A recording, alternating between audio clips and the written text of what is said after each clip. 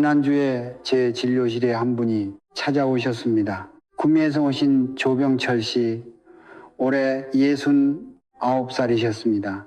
30년 넘게 대학교로 일하시다가 3년 전에 정년 퇴직을 하셨다고 하더군요. 처음에는 그냥 건강 상담 때문에 오신 줄 알았습니다.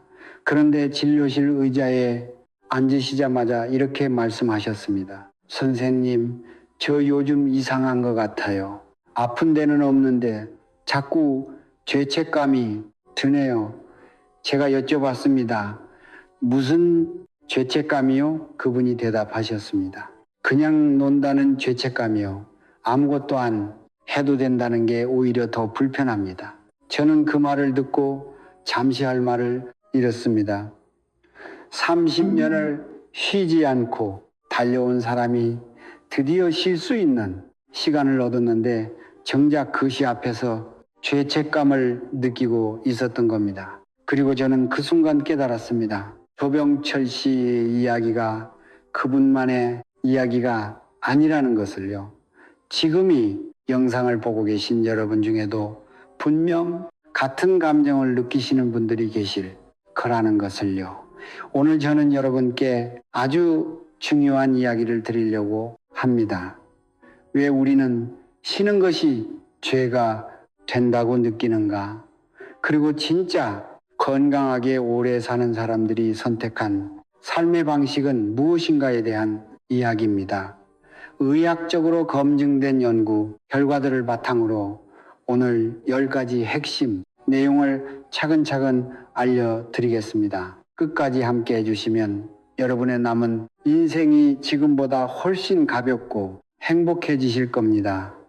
구독과 좋아요는 이 채널을 유지하는 큰 힘이 됩니다. 감사합니다. 첫 번째로 말씀드릴 내용은 바로 역할 상실이 만들어내는 보이지 않는 병입니다. 여러분 혹시 이런 경험이 있으신가요? 퇴직하고 나서 처음 맞는 월요일 아침 알람도 울리지 않고 갈 곳도 없는 그 아침이 왠지 모르게 불안하게 느껴지셨던 저기요 40년 가까이 새벽에 일어나 출근 준비를 하던 몸이 갑자기 할 일을 잃어버린 그 어색한 공백 말입니다. 조병철 씨도 딱 그랬습니다. 퇴직 첫날 아침 그분은 습관처럼 욕시에 눈이 떠졌습니다. 그런데 출근 준비를 할 필요가 없었습니다.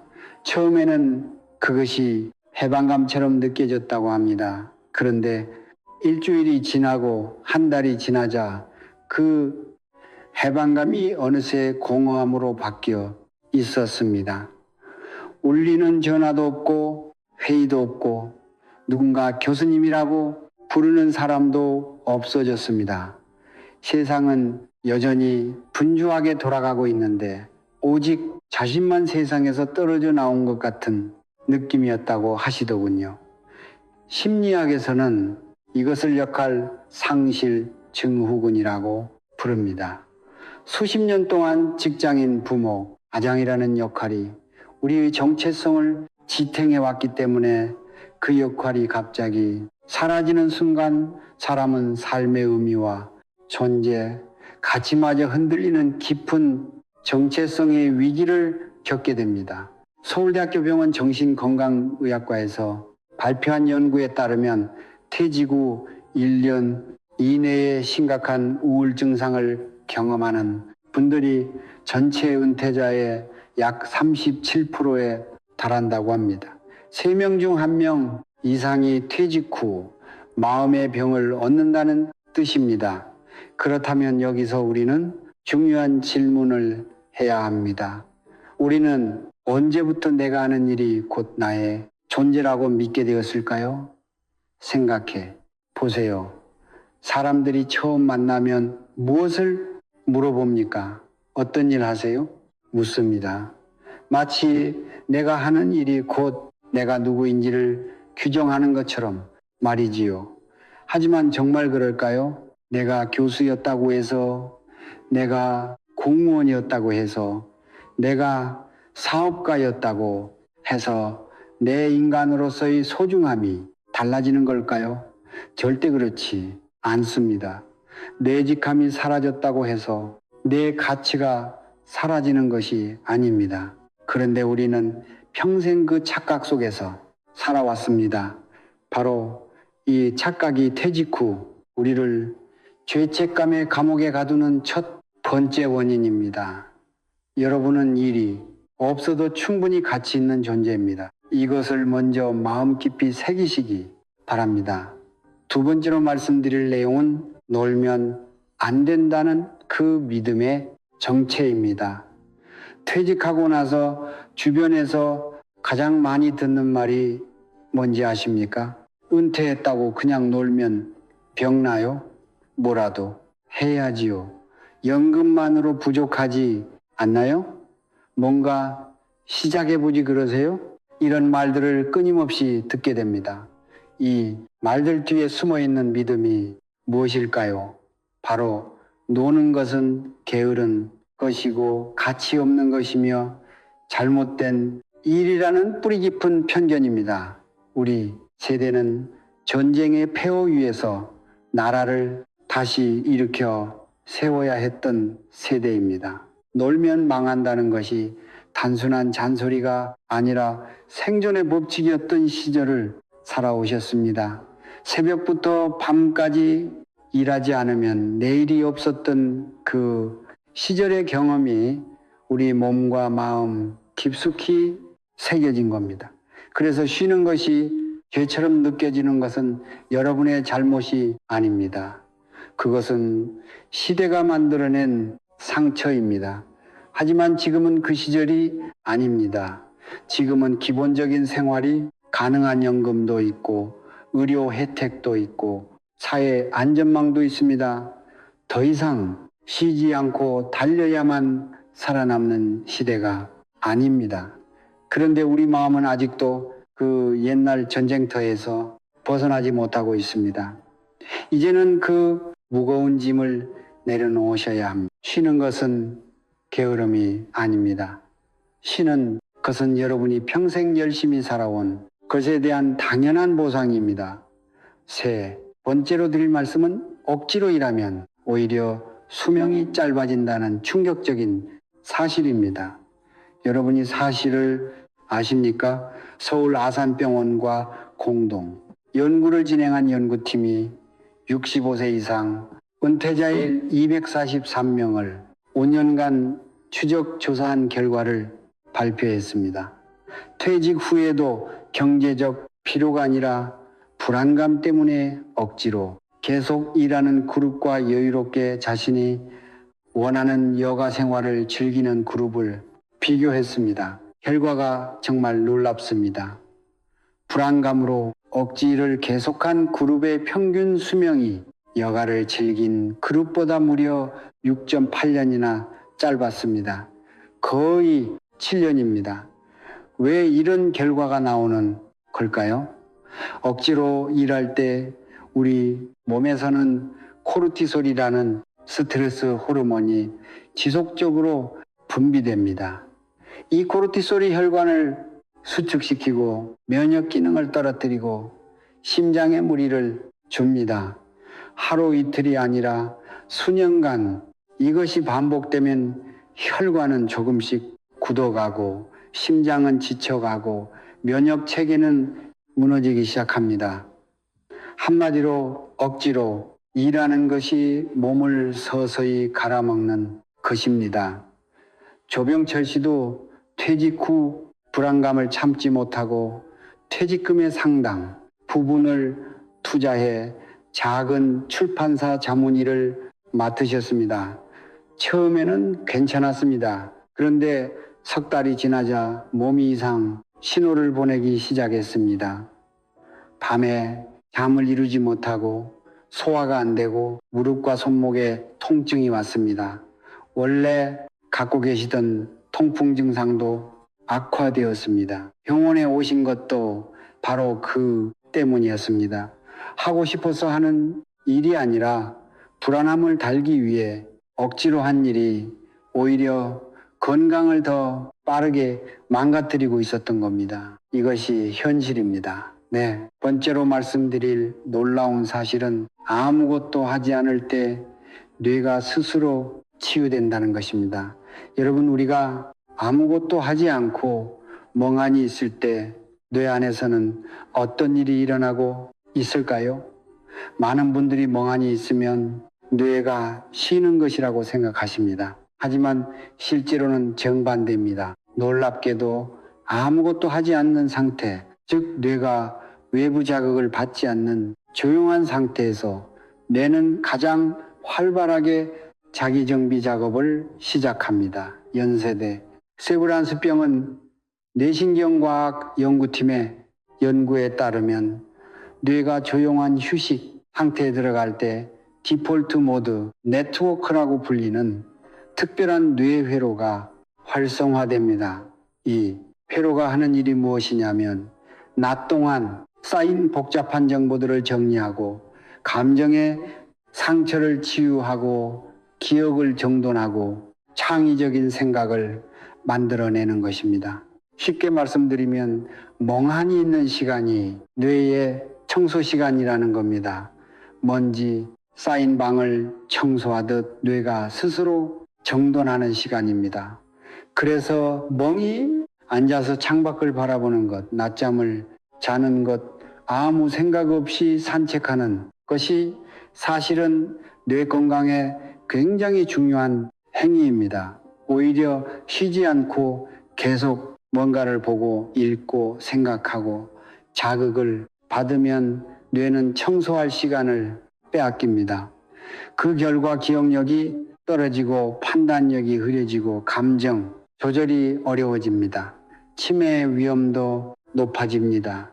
아무것도 하지 않는 여유가 사실은 가장 강력한 뇌보호법이었습니다.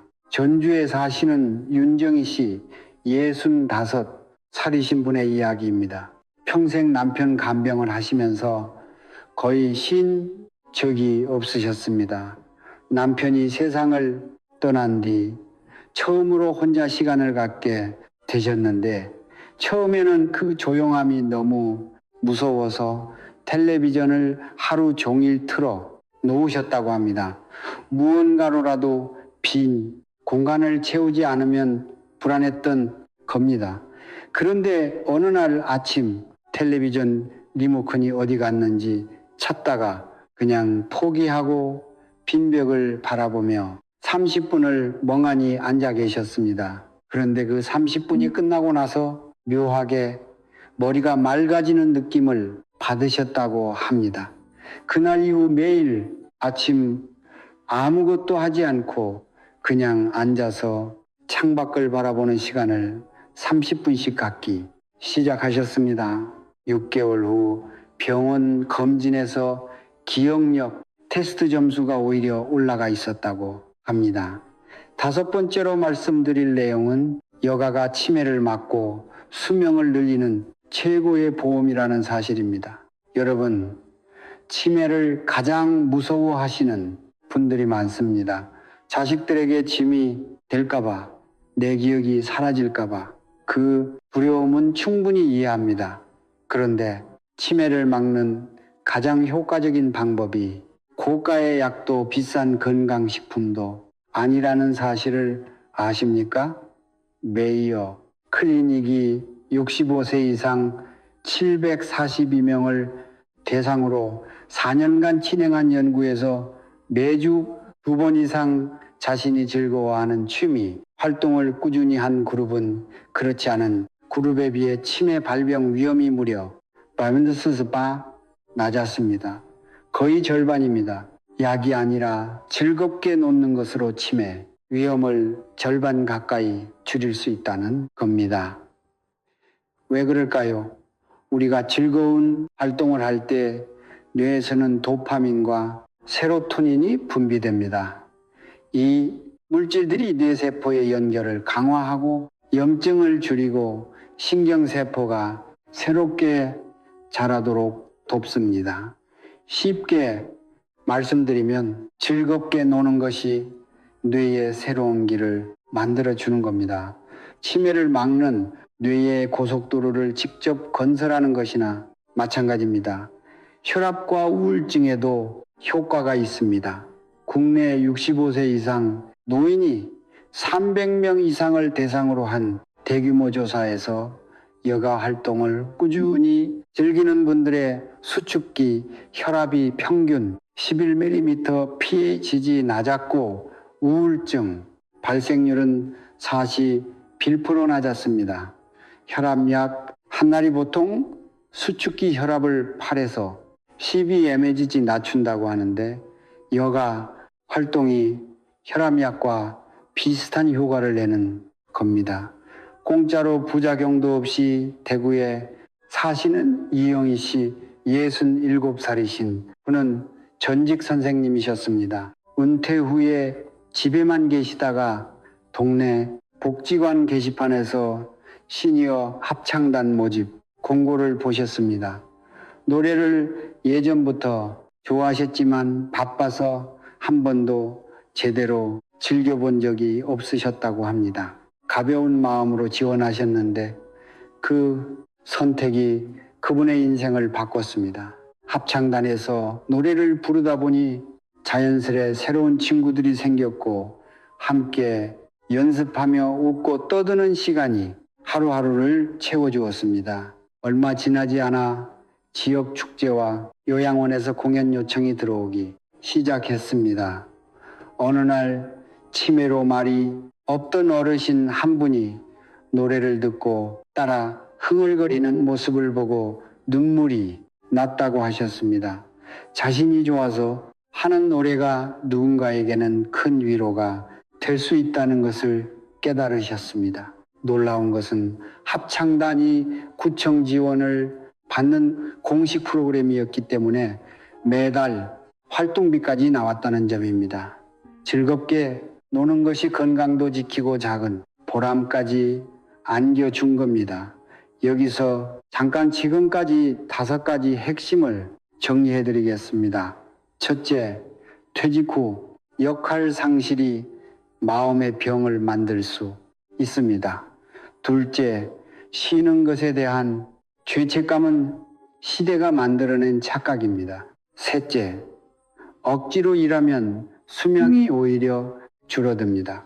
넷째, 아무것도 안 할 때 뇌가 스스로 치유됩니다. 다섯째, 여가는 치매와 혈압과 우울증을 막는 최고의 보험입니다. 나머지 5가지 핵심도 정말 중요한 내용이 담겨 있으니 끝까지 함께 해주세요. 6번째로 말씀드릴 내용은 잘 논다는 것이 도대체 무엇인지에 대한 이야기입니다. 여러분 잘 논다는 게 뭔지 생각해 보신 적 있으신가요? 많은 분들이 잘 논다는 것을 무조건 가만히 앉아서 아무것도 안 하는 것이라고 생각하십니다.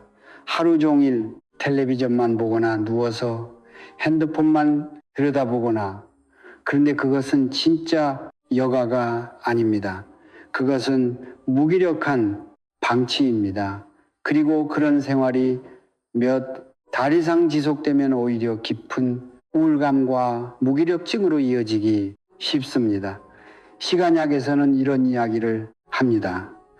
진짜 행복한 여가는 3가지 조건을 갖추어야 한다고 합니다. 첫째는 자발성입니다. 스스로 원해서 하는 것이어야 합니다. 누가 시키거나 불안하다는 이유로 억지로 하는 것은 아무리 좋아 보이는 활동이라도 진짜 여가가 되지 않습니다. 둘째는 즐거움입니다 하는 동안 즐거움을 느낄 수 있어야 합니다. 결과를 위한 것이 아니라 과정 자체가 기쁜 것이어야 합니다. 셋째는 리듬입니다. 일정한 리듬이 있어야 합니다. 매일 아침 30분 산책, 일주일에 2번 친구 만나기, 한 달에 1번 여행 같은 리듬이 생기면 삶이 훨씬 안정되고 충만해집니다. 특히 이 리듬이 정말 중요합니다. 아무런 계획 없이 그냥 하루를 흘려보내면 저녁에 침대에 누웠을 때 오늘 하루를 낭비했다는 공허함이 찾아옵니다. 하지만 매일 아침 일어나면 오늘은 오전에 공헌한 바퀴, 오후에 책 한 장 읽기, 저녁엔 손주 영상 통화 같은 작은 리듬이 있으면 하루가 의미 있게 채워집니다. 거창한 것이 아니어도 됩니다. 아주 작고 소소한 것이어도 내가 선택하고 내가 즐기는 활동이 규칙적으로 있다면 그것이 바로 진짜 잘 노는 것입니다. 7번째 핵심은 걱정 없이 놀기 위한 돈의 문제입니다. 아무리 여가가 중요하다고 해도 다음 달 생활비가 걱정되는 상태에서 마음 편히 쉴 수 있을까요? 그렇지 않습니다. 재정적인 불안이 있으면 여가도 제대로 즐길 수 없습니다. 그래서 걱정 없이 노는 삶을 위해서는 돈 문제를 먼저 정리해야 합니다. 그런데 여기서 중요한 것이 있습니다. 신문이나 방송에서 말하는 은퇴 후 필요한 돈이 한 달에 얼마라는 기사를 보셨을 겁니다. 두 사람이 월 300만 원이 필요하다. 아니다. 400만 원은 있어야 한다. 이런 이야기들 말입니다. 그런데 그 숫자는 여러분의 숫자가 아닙니다. 평균이라는 것은 어떤 사람에게는 너무 많고 어떤 사람에게는 너무 적습니다. 중요한 것은 나한테 필요한 최소한의 금액이 얼마인지를 정확하게 아는 것입니다. 실제로 은퇴를 앞두고 계신 한 부부가 가계부를 꼼꼼히 분석해 보셨습니다. 자녀 교육비, 경조사비, 이제는 더 이상 필요 없어질 불필요한 보험들, 직장 다닐 때 필요했던 교통비와 식비들을 모두 빼고 나니 두 분이 소박하게 살아가는데 필요한 돈이 생각보다 훨씬 적었다고 하셨습니다. 이미 받고 계신 국민연금과 약간의 저축 이자만으로도 충분했다는 겁니다. 이처럼 내 실제 생활비를 정확히 파악하는 것만으로도 재정 불안의 절반은 해소됩니다. 그리고 한 가지 더 말씀드리고 싶은 것이 있습니다. 은퇴 후에 돈이 많이 필요하다는 생각 자체가 불필요한 경쟁의 산물일 수 있다는 것입니다.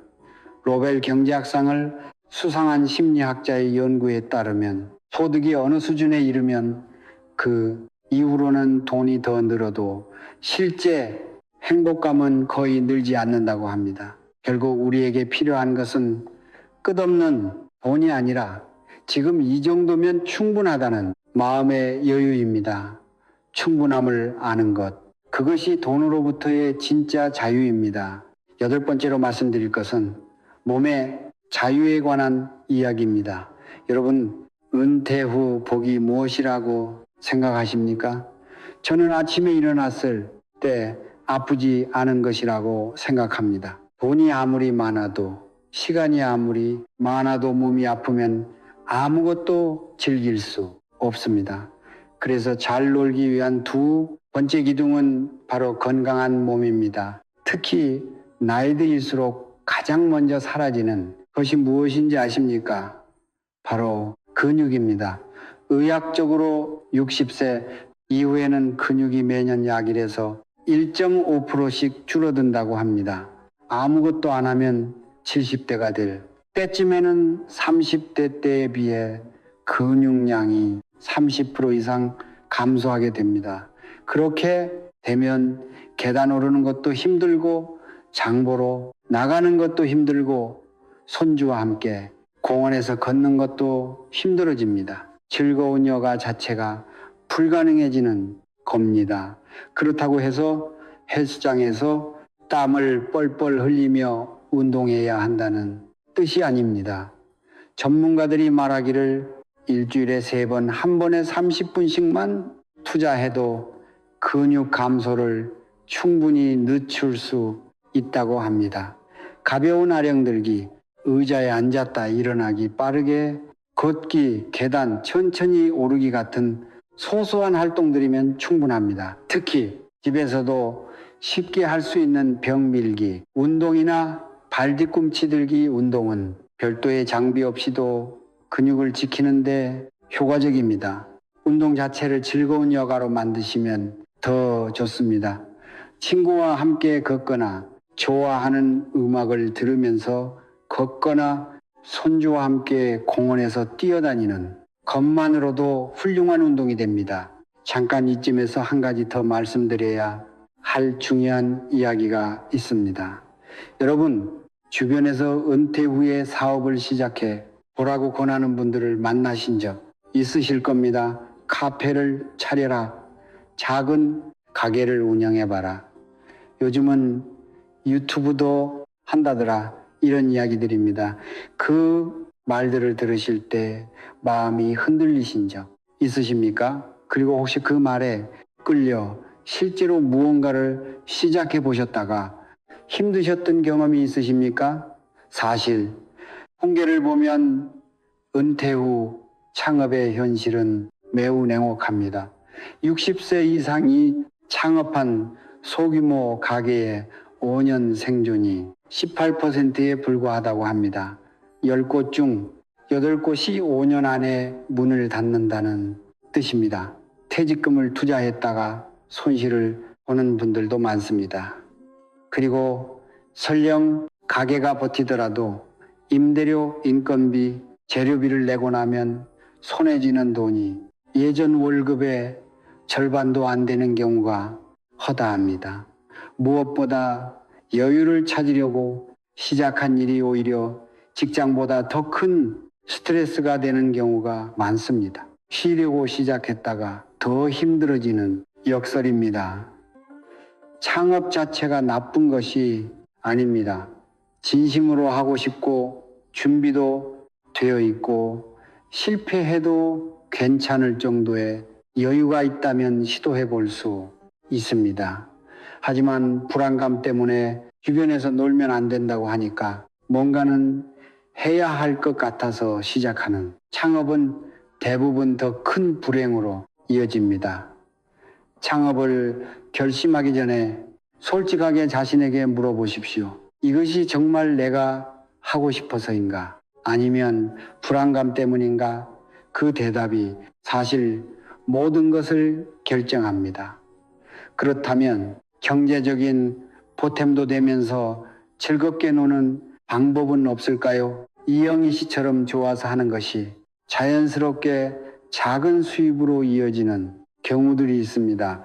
지역 복지관의 특기 강사, 시니어 봉사, 활동수당, 지자체 지원 문화 프로그램 참여 같은 것들입니다. 이런 활동들은 대부분 큰 돈이 되지는 않습니다. 하지만 즐거움과 소속감과 작은 보람을 동시에 줍니다.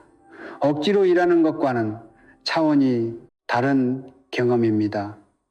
여러분 지금쯤 이런 생각이 드시는 분도 계실 겁니다.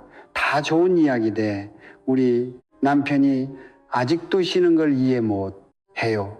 혹은 우리 아내가 집에 있으면 계속 뭔가 시켜요 하는 분들도 계실 겁니다. 배우자와 은퇴 후 생활 방식에 대해 의견이 다른 분들이 생각보다 많습니다.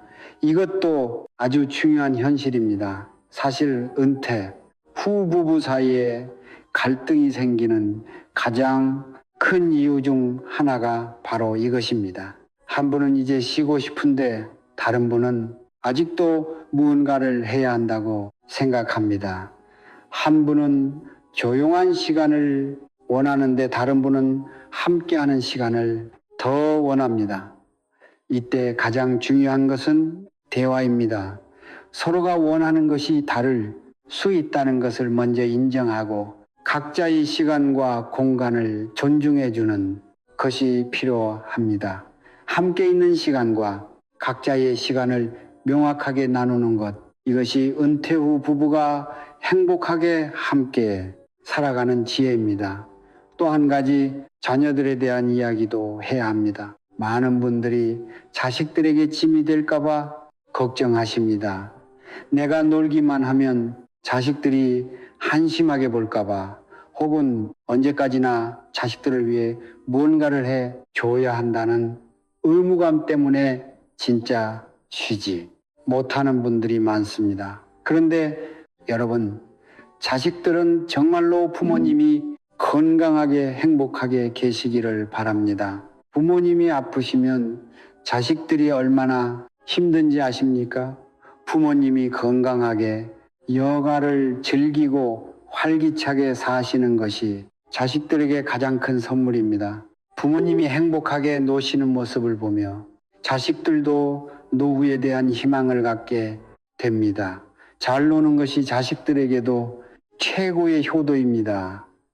수원에 사시는 신명숙 씨, 61살이 신부는 오랫동안 학원 강사로 일하셨습니다. 퇴직 후에도 아이들에게 도움이 되어야 한다는 생각에 무료교육 봉사를 하셨습니다. 처음에는 보람도 있었습니다. 그런데 시간이 지날수록 몸이 따라주지 않는데 의무감으로 억지로 하다 보니 점점 지쳐갔습니다. 그러던 어느 날 딸이 말했습니다. 엄마 그냥 쉬어요. 우리는 엄마가 건강하게 웃는 얼굴만 봐도 충분해요. 그 말에 신명숙 씨는 오랫동안 참아왔던 눈물을 쏟으셨다고 합니다. 그 이후로 봉사를 줄이고 매일 아침 동네 공원을 1시간씩 걸으시기 시작했습니다. 3개월 후 갱년기 증상이 눈에 띄게 좋아지고 가족들과 함께하는 저녁 시간이 훨씬 더 즐거워졌다고 하셨습니다.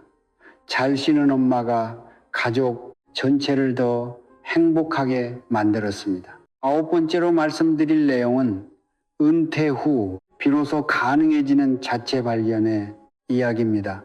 여러분은 정말 자신이 무엇을 좋아하는지 알고 계십니까? 직장 다닐 때는 내가 뭘 좋아하는지 생각할 여유 자체가 없었습니다. 아침에 일어나면 직장인으로서 해야 할 일이 있었고 저녁에 집에 돌아오면 가장으로서 해야 할 일이 있었습니다. 그 사이 어딘가에 내 개인으로서의 나는 사라지고 없었습니다. 광주에 사시는 박정숙 씨, 올해 일어난 사리 신부는 평생 주부로 사셨습니다. 남편이 은퇴하고 두 분이 집에 함께 계시게 되면서 처음으로 온전한 혼자만의 시간을 갖게 되셨습니다. 처음에는 뭘 해야 할지 몰라서 주변 친구들을 따라 요가도 가보고 서예도 배워보고 노래 교실도 가보셨습니다. 그런데 다 또 다른 숙제처럼 느껴져서 재미가 없었습니다. 그러다 어느 날 허리가 아파서 병원을 다녀오는 길에 화원 앞을 지나가게 되셨습니다. 무심코 들어갔다가 화분 하나를 사셨습니다.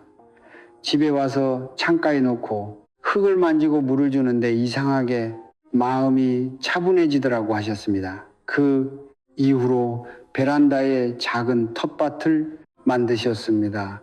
상추, 깨씹, 방울, 토마토, 바질. 처음에는 잘 몰라서 검색도 하고 동네 꽃집 아주머니한테 물어보기도 하셨습니다. 6개월 후 박정숙 씨는 이렇게 말씀하셨습니다. 평생 살았는데 이렇게 내가 흙을 만지는 걸 좋아하는 줄 몰랐어요. 이제야 진짜 나를 만난 것 같아요. 이처럼 은퇴 후의 시간은 잃어버린 나 자신을 되찾는 시간입니다. 젊은 시절 너무 바빠서 미뤄두었던 것들 한 번쯤 해보고 싶었지만 못했던 것들을 이제는 마음껏 시도해 볼 수 있습니다. 그림을 그려보고 싶었다면 그려보세요. 어릴 때 좋아했던 낚시를 다시 시작해보고 싶다면 시작해 보세요. 꼭 잘해야 하는 것이 아닙니다. 즐기기만 하면 됩니다. 그 과정에서 여러분은 아마 이런 말씀을 하시게 될 겁니다. 아, 이게 진짜 나였구나.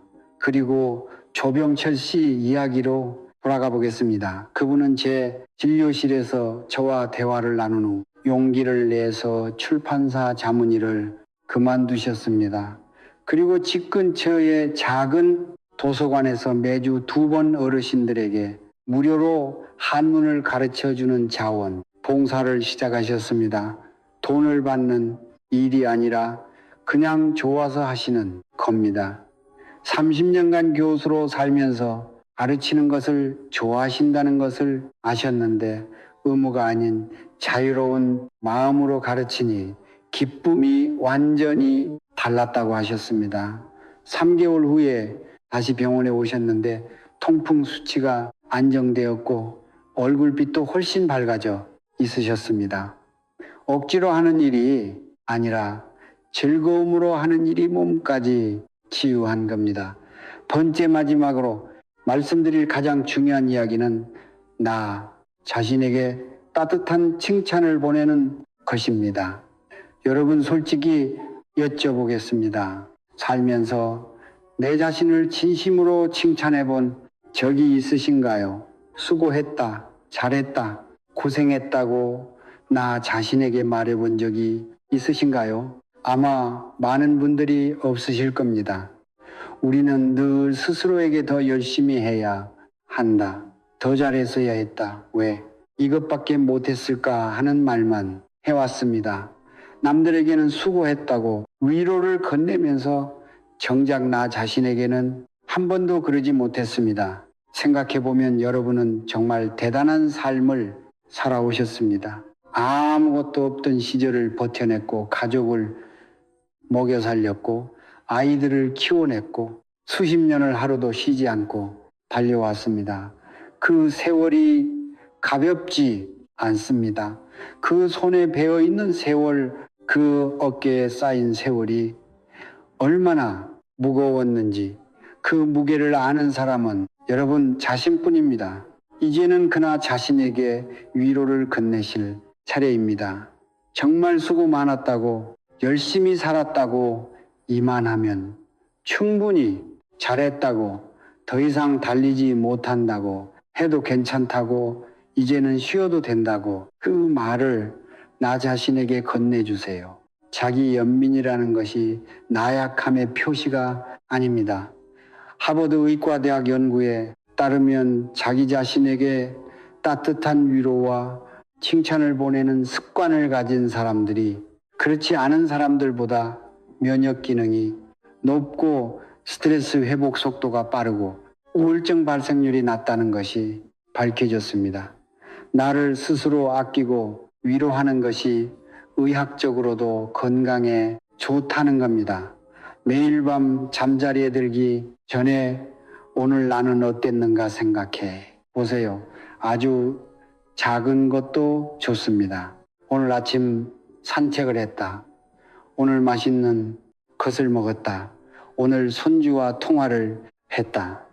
그 작은 것들을 하나씩 떠올리며 오늘도 잘했다고 나 자신을 다독여 주세요. 그 작은 습관이 쌓이면 삶이 달라집니다.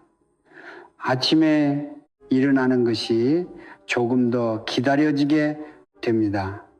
천안에 사시는 서영순 씨, 66살이신 분은 퇴직약사 출신으로 오랫동안 불면증을 알아오셨습니다. 밤마다 내가 잘 살고 있나? 뭔가 더 해야 하지 않나? 자식들한테 폐가 되지는 않나 하는 생각들이 머릿속을 떠나질 않으셨다고 합니다. 그러다가 어느 상담 선생님의 권유로 매일 밤 자기 전에 오늘 내가 잘한 일 3가지를 작은 노트에 적기 시작하셨습니다.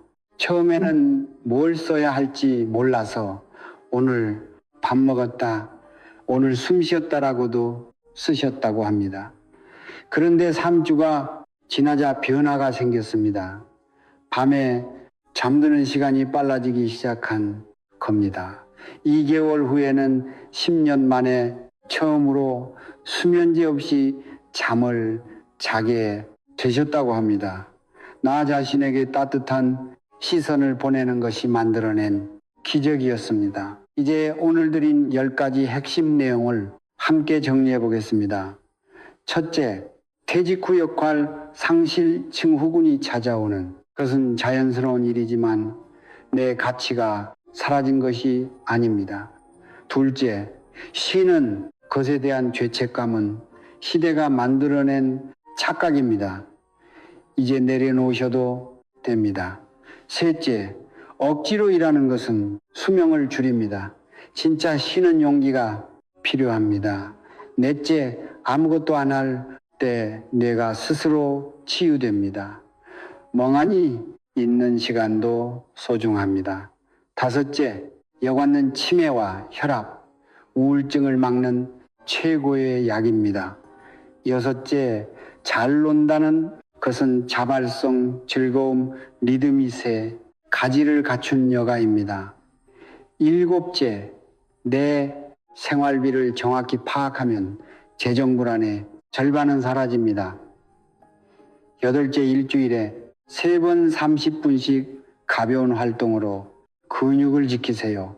아홉째, 은퇴 후 시간은 잃어버린 나 자신을 되찾는 귀한 시간입니다.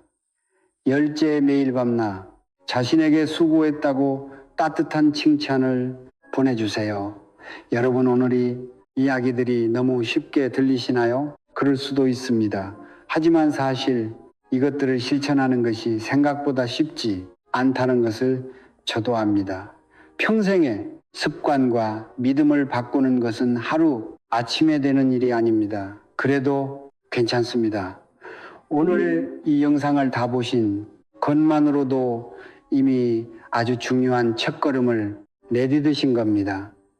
한 가지만 부탁드립니다. 오늘 이 영상을 보신 다음에 딱 한 가지만 해보시겠습니까? 오늘 저녁 잠자리에 들기 전에 거울을 보면서 나 자신에게 이렇게 말해 주세요. 수고 많았어. 잘 살아왔어. 이제 좀 쉬어도 돼. 그 짧은 한 마디가 오늘 밤 여러분의 잠을 조금 더 깊고 편안하게 만들어줄 겁니다. 살면서 가장 소중한 사람은 나 자신입니다. 내가 나를 사랑하지 않으면 아무도 나를 진심으로 사랑하기 어렵습니다. 이제는 온전히 나 자신을 위한 시간을 사십시오. 내 마음이 이끄는 대로, 내 몸이 원하는 대로 아무도 눈치 보지 말고 그냥 살아가세요. 그것이야말로 평생을 열심히 살아온 여러분이 받아 마땅한 삶입니다. 오늘도 이 영상을 끝까지 함께 해주신 여러분께 진심으로 감사드립니다. 여러분, 한 분 한 분이 오늘보다 내일 더 가볍고 더 건강하고 더 행복하시기를 진심으로 바랍니다. 구독과 좋아요는 이런 소중한 정보를 더 많은 분들께 전하는데 큰 힘이 됩니다.